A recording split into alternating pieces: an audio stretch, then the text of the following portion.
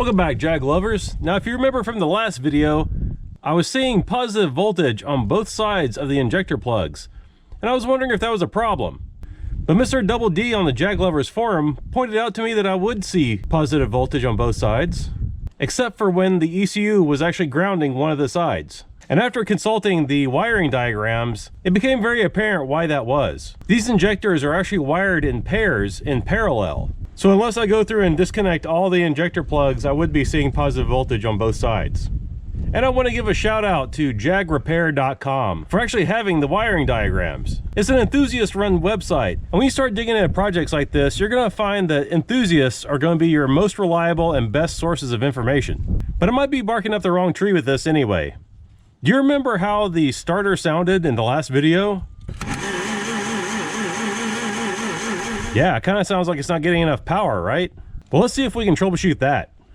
Now, I think the battery is good, but if you remember from previous videos, we don't have to assume. We can test it. Hook this bad mamma jamma up. It's showing really good resting voltage. Now let's check the load. 10, 9, 8, 7, 6, 5, 4, 3, 2, 1.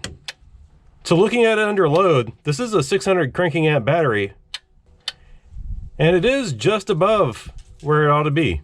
So it's good to rule out the battery. Now, just for gits and shiggles, I hooked up the booster pack just to see what would happen. With this thing hooked up, she should crank over faster than that one cousin of yours.